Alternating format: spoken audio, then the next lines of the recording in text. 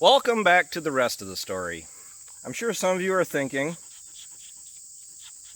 is it really cold enough to justify a heavy shirt? Does that dog really have to sit in your lap? Does that fence really need fixing? Well, let's start from the top. Well, we had one of the neighbor's cows in our pasture here just lately, and we couldn't figure out where she got in. Oh, looking through the obvious parts of the pasture. So we figured it justified walking through all this nice, thick, thorny, heavy brush. I started to do it last night, but Ryan started screaming for me that we had to get out of here. We had a pop-up thunderstorm last night. It was really heavy. It was like complete whiteout conditions because it was raining so bad. So, which is fine because I was just wearing one of my tank top deals, and that is exactly why I'd like to get fences checked in March before everything starts greening up, because you can't really see too far when you get all the brush and everything up and leaved out. So it makes fencing go by a little bit easier. The brush is a big reason, because in March I'm wearing an undershirt, a sweatshirt, and my thick heavy coat, so I can get through this brush really easy. The one thing I'm forgetting right now though is I didn't wear my chainsaw chaps so I could get through the brush. My legs are all cut up and bleeding. I have a passenger along with me today. She decided to roll around in the burrs. She's kind of adorable though, and she basically does. She's kind of like a rag doll. You can do whatever you want with her, and she's spoiled.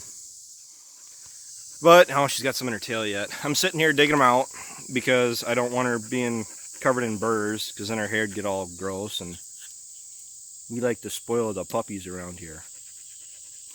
The fence, a tree limb fell on it from up there. I'm assuming that's an area where she could have crawled through. There's a trail going right down through there. So I don't know if that's a deer trail, but definitely if I saw that in the spring, that's something I would go through and clean up. Luckily for me, I haven't started cleaning it off yet, but all it is just a couple limbs. They're not very heavy. And from the looks of it, it landed on a stake over there. I think the stake's rusted off. So Ryan is with me. That's how we usually check fences. It's usually a two-person job. Somebody stays on the gator and kind of carries the supplies to whoever's walking. And seems how I decided to walk, and I'm literally 50 feet in from where I started. It's kind of fortunate that it won't take too much carrying to get the supplies down to me.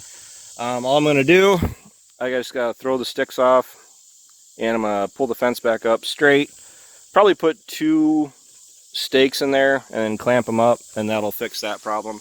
The problem is I got about a quarter mile of fence that way that I have to check yet, but I want to stay here and at least get this done, and we'll go that route. So this is, you guys are wondering about the pup that we had early on. This is her.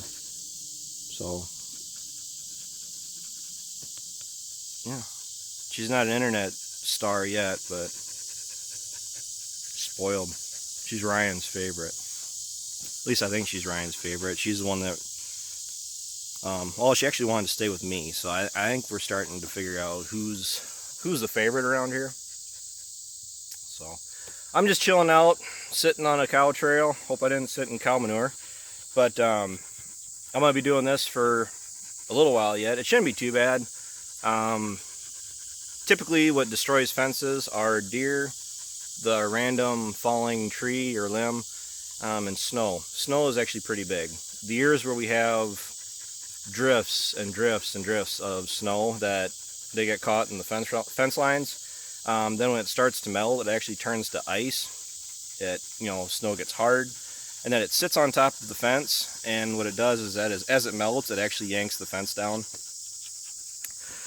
The last 3 to 4 years, we haven't really had much for snow at all, and my father-in-law really isn't happy about that. Seems how he snowmobiles quite a bit. But Seems how we haven't had much snow. The fences really haven't been that bad as far as damage wise. Most of the damage is from deer, as weird as that sounds. They get running in the fall or running away from cars or us or coyotes or whatever else.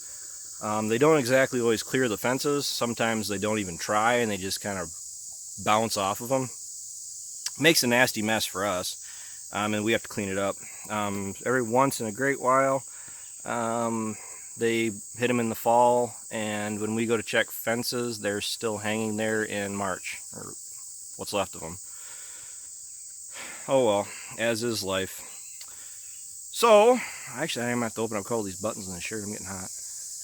As soon as Ryan gets back here, which shouldn't be too much longer, we can get this done and move on with the rest of our day. So, thanks for hanging out with me, keeping me entertained for a little bit. Take care, take it easy, keep in touch. I'll talk to you guys later.